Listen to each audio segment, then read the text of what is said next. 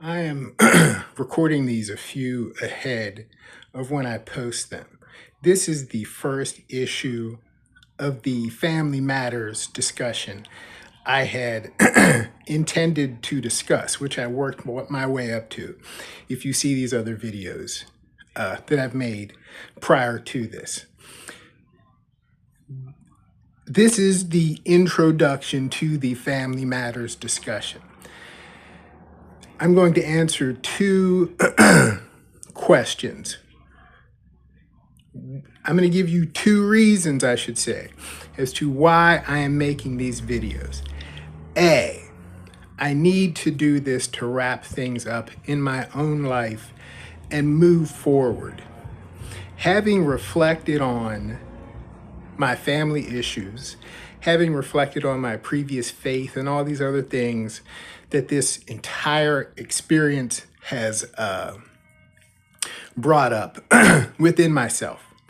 As I find ways to manage these strong emotions, I had to look deeper into these things.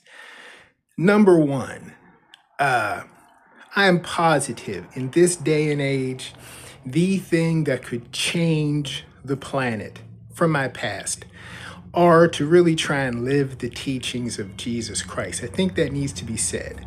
And I can validate those now from having studied all sorts of other religions and in having accepted Islam and studied deep into Islam.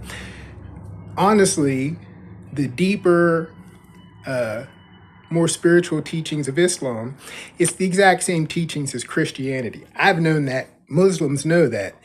But it's just like this current situation. The loudest, most violent, most negative people of any group, even what I'm discussing now, same in Islam, same in Christianity, same in the United States, same throughout the Middle East. The loudest, negative, most aggressive people get the most attention. Anyway, the teachings inside of the Gospels that would change the planet. And bare minimum, I need to organize my current emotional state because I still think now, like I said, Islam and Christianity, I should discuss it later. In my heart, they're the exact same thing.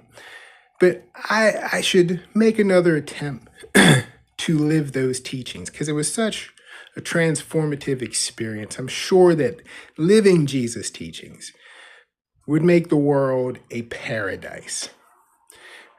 Inside of my family, it was just, this is pure madness. This is ridiculous.